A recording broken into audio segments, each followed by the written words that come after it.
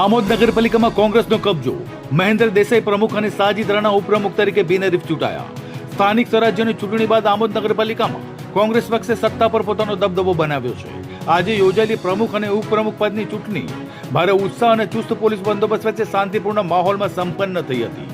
નગરપાલિકાના સભાખંડમાં ચૂંટણી અધિકારીની અધ્યક્ષતામાં યોજાયેલી પ્રક્રિયામાં મહેન્દ્ર દેસાઈને પ્રમુખ અને સાજીદ રાણાને ઉપપ્રમુખ તરીકે સત્તાવાર રીતે બિનહરીફ ચૂંટાયેલા જાહેર કરવામાં આવ્યા હતા. જ્યારે કારોબારી અધ્યક્ષ તરીકે ઉમેશ પંડ્યાની વરણી કરવામાં આવી હતી. ચૂંટણી દરમિયાન કોંગ્રેસના કુલ 16 સભ્યોમાંથી 15 સભ્યો હાજર રહ્યા હતા, જ્યારે ભાજપના 8 માંથી 7 સભ્યોએ પ્રક્રિયામાં ભાગ લીધો હતો. કોંગ્રેસના શહેર પ્રમુખ મહેશ પટેલ ધાર્મિક યાત્રાને કારણે ગેરહાજર રહ્યા હતા, જ્યારે ભાજપના મહિલા સભ્ય દક્ષાબેન પટેલ વ્યક્તિગત કારણોસર હાજર રહી શક્યા ન હતા.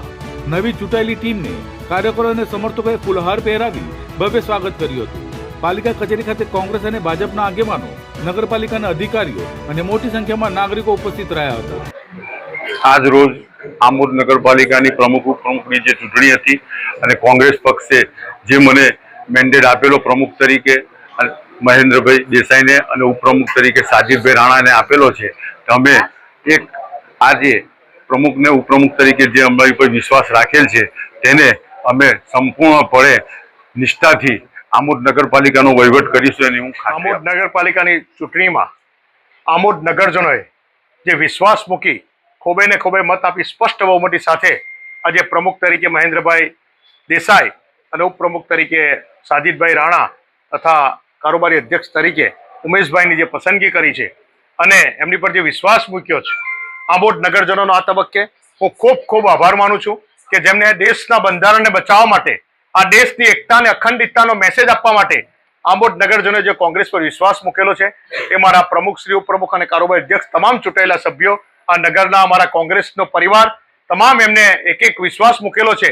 એમની જે ઈચ્છાઓ છે, અધૂરા કાર્યો છે એ તમામ પૂર્ણ કરશે અને વિશ્વાસમાં ખરા ઉતરશે એવો મને વિશ્વાસ છે. આમોદ નગરમાં રાહુલ ગાંધીનો એક મેસેજ છે કે મોહબ્બત કી દુકાન એ લઈને આજે ભારતીય જનતા પાર્ટીના 5 વર્ષના જે વાયદા હતા, 5 વર્ષમાં એમને જે તોડફોડ કરી લોકોને નુકસાન, સ્થાનિક લોકોને કઈ રીતે પહોંચે કર્યું એનો જવાબ આમોદ નગરજનોએ આપેલો છે.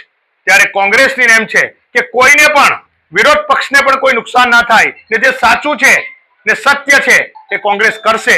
અને આ દેશના બંધારણ બચાવવામાં ફરી એકવાર આમોદ નગરે જે મેસેજ આપેલો છે એ તમામ નગરજનોનો આ તબક્કે હું ખૂબ આભાર માનું છું. અને આજના દિવસે આમોદની નગરની તમામ મારી કોંગ્રેસની ટીમને ખૂબ અભિનંદન પાઠવું છું. સાથે ચૂંટાયેલા પ્રમુખ, ઉપપ્રમુખ અને કારોબારી અધ્યક્ષને દિલથી અભિનંદન પાઠવું છું.